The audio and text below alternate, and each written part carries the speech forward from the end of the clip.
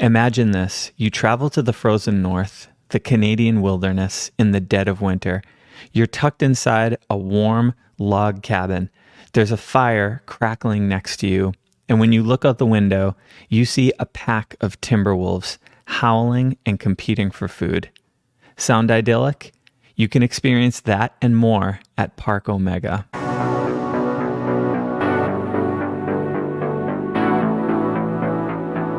Hey everyone, this is Brian from Brian Shio, and today I wanted to tell you about Parc Omega. If you haven't been here, this place is a must visit. So let me jump right in and talk about what Parc Omega even is. So this is a park in Canada. It's kind of advertised as a wolf habitat where you can stay in a cabin, or there are actually a lot of different types of accommodations. We usually choose one of the cabins because it's most comfortable, and you can observe wolves, but they have a lot more than just wolves there. They have elk and bison. There are boars and just all kinds of animals. And we'll sort of get into that a little bit more. It's kind of like a drive-through zoo.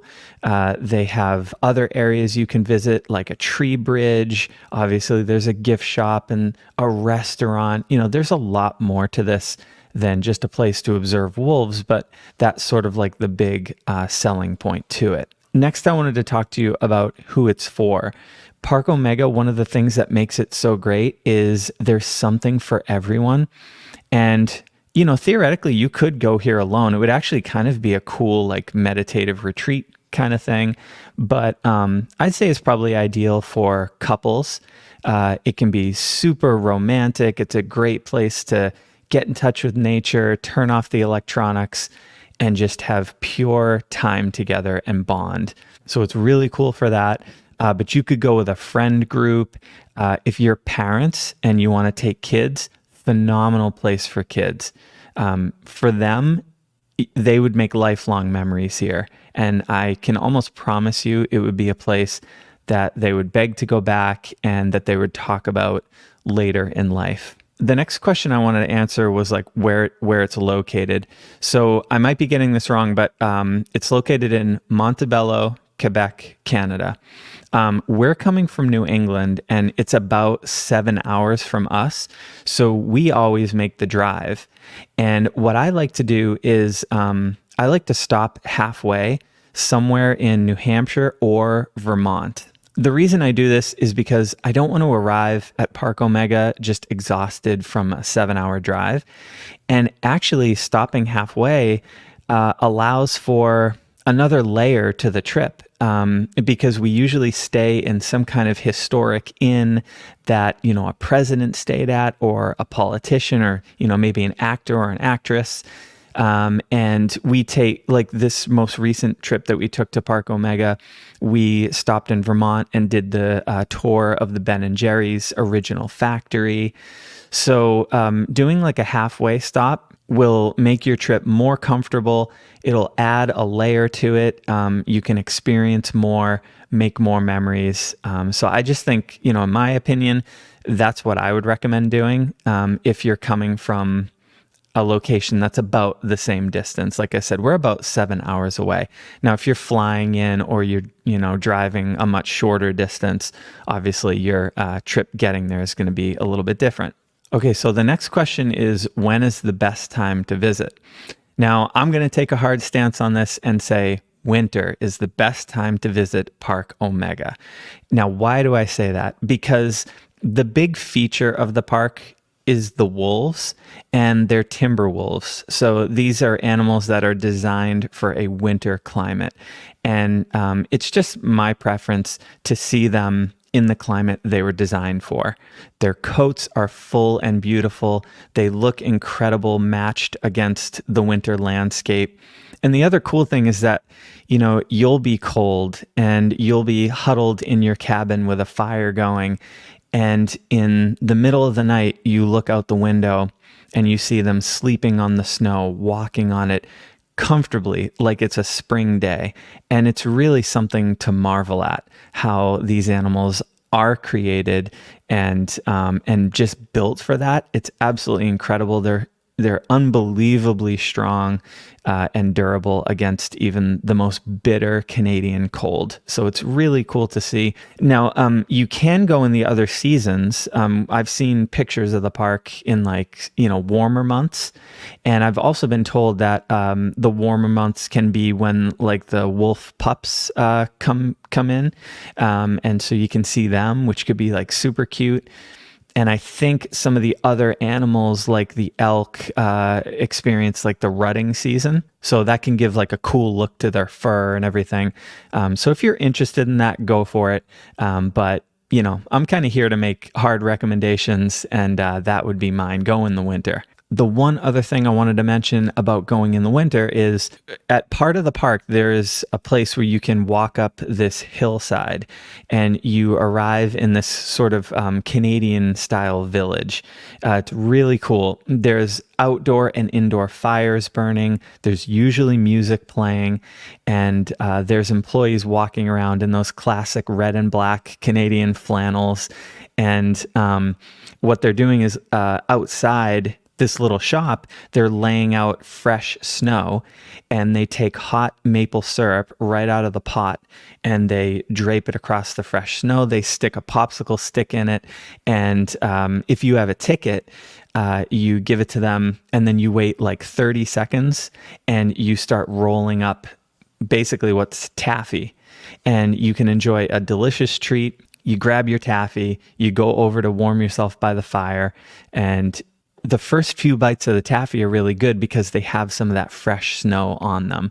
So again, this is just something that you couldn't quite do in the summer, but part of the experience is being cold and wanting to find a fire, and then finally finding it and letting that bite of the heat of the flames touch your skin a little bit, and you're eating your taffy, and yeah, it's just a wonderful experience. So anyways, I don't want to pile on, but another vote for visiting during winter.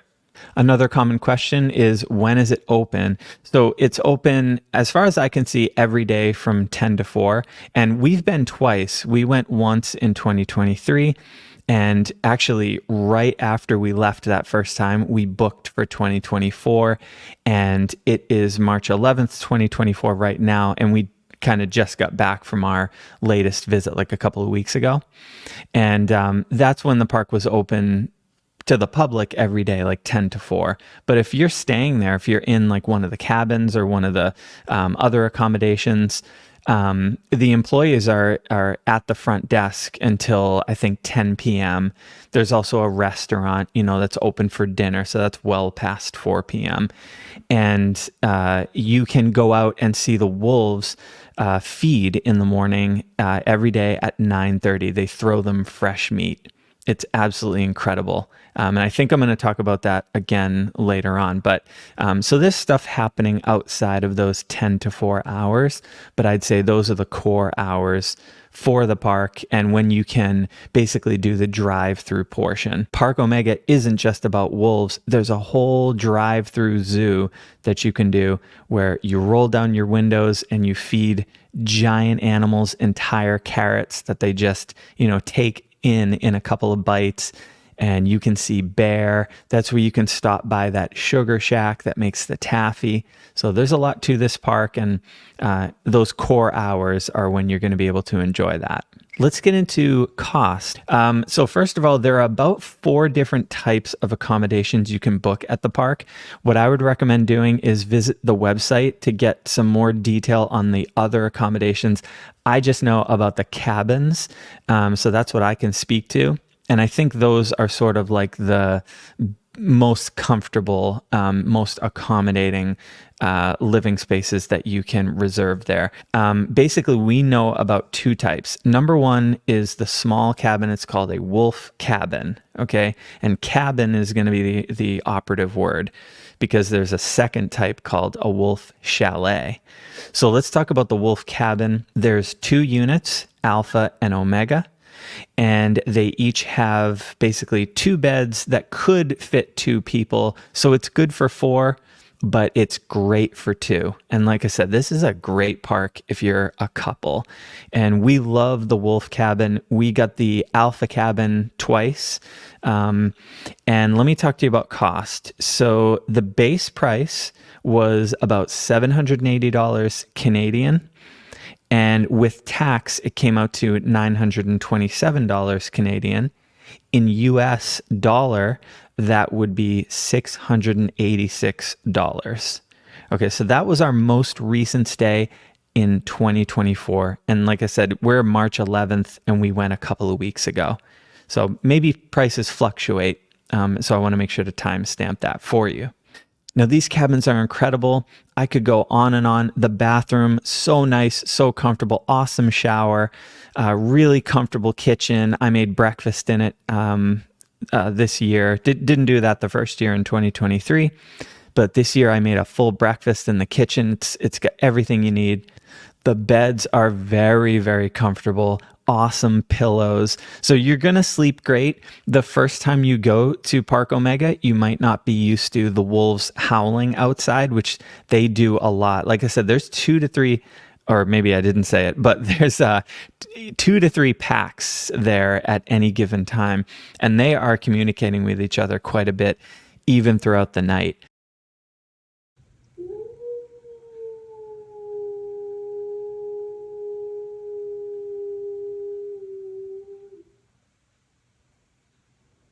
So if you're not used to that, it's probably going to keep you up. But it's one of those things, yeah, you're going to lose sleep, but it's for a really cool reason. So I don't think you're going to be disgruntled about it or anything. I think you'll actually think it's cool. The second time we went to Parc Omega, I personally was much more used to it. So I slept right through most of the howling.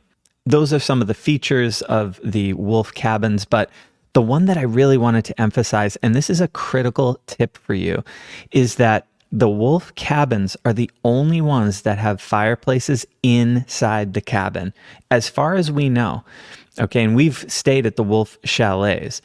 And for me, this makes a really big difference in your overall experience.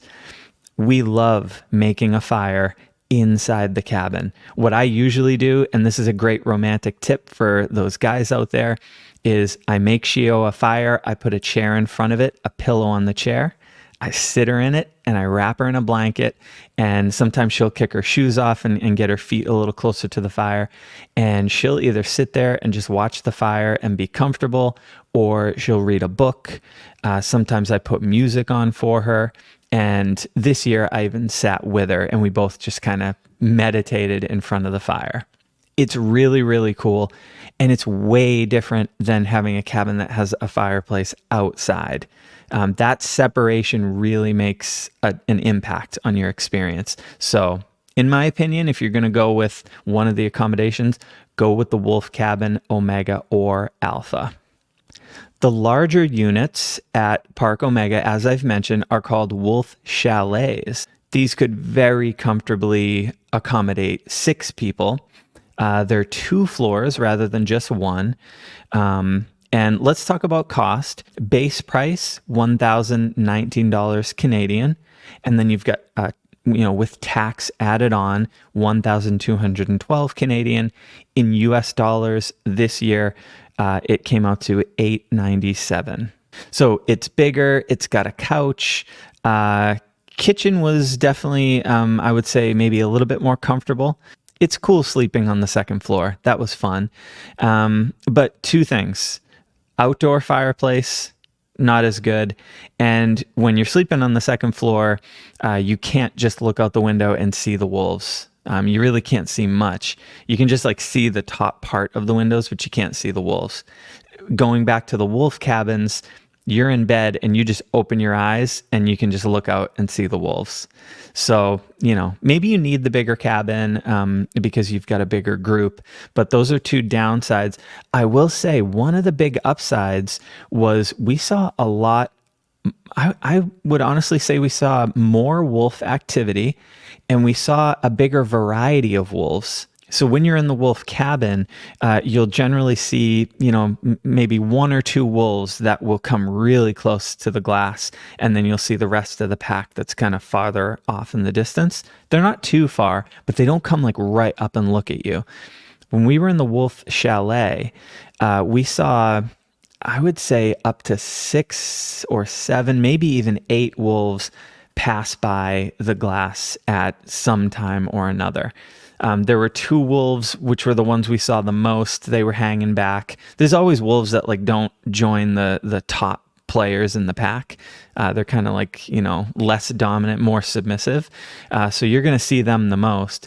But after feeding on that second day in the wolf chalet, we had a bunch of wolves walking by, and it was quite a scene. It was really cool. Now, not to bounce you around too much, but I do want to just mention one other drawback just to give you the most thorough review possible.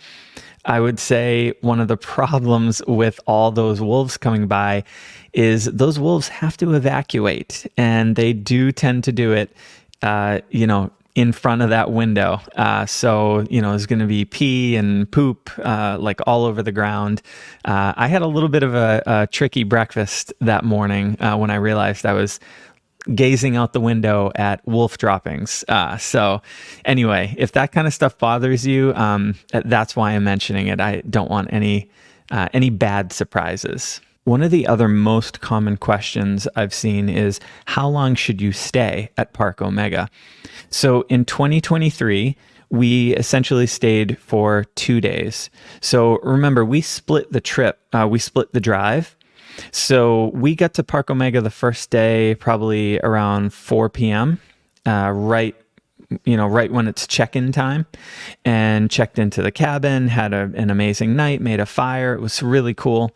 And then we had like a pretty full day the next day. We checked out officially around 11, and then we did the driving part of the park and had a blast, and then we went on our way. So we stayed like 2 days, 1 night, but it was really like 2 half days. This second time we went in 2024, we stayed 2 nights and 2 complete days. So first day and last day were half days, but then we had a full day in the middle. I would definitely recommend this kind of setup if you're able to do it, because if you do it like we did in 2023 and you just do like 1 night and a couple of half days, it'll leave you wanting more in a good way. But honestly, it didn't feel like quite enough. In 2024, I feel like we did it right, and we could have even stayed longer. I mean, it is just so awesome. And keep this in mind too. We've been twice and we still haven't experienced everything there is to offer. You can do dog sledding and ice skating. I think I've seen snow tubing. I hope I'm not wrong there. But there's a lot of other things we have never done, and we've been there twice. So I think a longer stay is a better idea. I think you're going to have a good experience if you stay at least 2 nights. Can you feed the animals? Yes, you can. And it is one of like the signature features of the park. I would say like number 1 selling point is sleep with wolves. And then number 2 would be feed gigantic animals entire carrots right out of your car window. It's so fun. So what you do is you go to the restaurant area and you buy a bag of carrots for $4 Canadian, by the way. Recommendation here, get at least 2 bags. I would probably go 3, because every time I get 2, I wish I had that 1 more. And what you do is you pack up in the car with your bags of carrots and you head into the driving part of the park. You're going to roll your windows down. If you got a sunroof, that's really fun. So if you're renting a vehicle, or maybe if you get lucky and you own one that has a sunroof, it's actually going to be really, really fun, because there are some gigantic, I think they're elk, who can just, they're so tall, they just dip their head right into your sunroof, and you just, put a carrot up there and they take it from you. But you're going to roll down your window, and these animals are going to stuff their giant heads in your car. It's fun. It's funny. If you got kids, they're going to be screaming and laughing and freaking out. And it's really, really cool. Take normal precautions. If the animal's like gigantic, maybe just crack your window a little bit or whatever. But I'll leave that up to your discretion. But yeah, you can just give these things entire carrots, and the big animals just take them in like they're a potato chip. It's incredible. And there's also a part of the park where you can get out of your car and you can like hand feed deer that will just come right out of the woods like you're in some Disney movie. And some of them are tentative, and you sort of have to throw them little chunks of carrot to get them to trust you more and entice them to come close to you, which some of them will. It's really cool actually when you earn it like that. That's really a wonderful part of the park. And in our blog post, which I'll link in the description of this video, I show you exactly on the map how to get to this part where you can get out on foot. We missed this the first time we visited, and I don't want you to miss it. So be sure you check out that part of the blog post. Another really common question people ask is, are you guaranteed to see wolves at Parc Omega? And my answer is an emphatic yes. In fact, you would have to try to not see a wolf. Trust me, when you've been there, if someone asks you that question, you're going to laugh, because that's how the park is designed. It's designed for you to see wolves.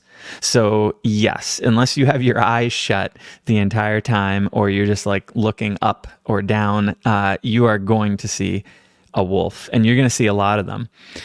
So you can see them from the cabins, obviously. It's how they're designed. You can see them at the 9:30 a.m. feeding times. That's a really cool time to see them, because you get one of the park employees to educate you about the wolves. They'll tell you about wolves in general, but also those specific packs. You can see pack dynamics, which they'll talk about. And after the feeding, which is like maybe 30-ish minutes or less, you can ask the person questions. They'll hang around and they'll just answer any questions you might have. And you're also going to see them on the driving part, because they have part of the enclosure that has timber wolves in it. How long does it take to drive through the driving portion of Parc Omega? This answer can vary depending on how many stops you do, but I'll just tell you what we do, because what we do is pretty common. So we check out at the standard time, 11 a.m., and then we enter the driving portion of the park. We make a quick 10-minute stop for carrots, and then we're in. We drive through really slowly because we're feeding animals and we're having a great time. We basically take our first left into the walking portion where you can hand feed deer, and we'll spend a good 30 minutes or so there. And then we proceed on. We're driving pretty slow, feeding animals, stopping to see different things like Arctic foxes and moose and things like that. And then we will go to the Sugar Shack, which is where you scale the hillside. You've got that Canadian village feel happening, and we enjoy some taffy. We're up there probably for another 30 minutes. And then we're back on it to see some bison, feed some more animals, see some bears, and then we're pretty much done with the park. And it normally finishes around, I'd say maybe 3 or 4. So we're talking like 4, maybe 5 or so hours, give or take. It might be a little bit different for you, like I said, because you might not stop in certain places. You might stop in other places for a longer period of time. But that's a general estimate according to what we do. So that's about all I had to very enthusiastically tell you about Parc Omega. Sorry if I rambled a little bit in this video, but it really is a place I love, and I wanted to just sort of pour out everything I know about the park, everything I would want to share with a friend of mine. I do recommend that you check out the blog post linked in the description. There's an additional section that goes over the map of Parc Omega, which I think you should look at before you visit, and you should get familiar with it at least a little bit to make your drive as smooth as possible. There are a couple of sections of the drive-through portion that sort of cross over each other, and it can be a little bit confusing the first time you do it. So give that map a look, read that blog post. I give you all the detail you need. And I guess to wrap up, I wanted to say Parc Omega is one of the coolest places we've visited. It's like our getaway spot now. We love it. And we wanted to share that excitement and our little secret in Canada with the rest of the world. So I hope you enjoyed the video. If you do visit Parc Omega, please leave a comment and let us know what your experience was and if this video was helpful. We'll see you in the next one.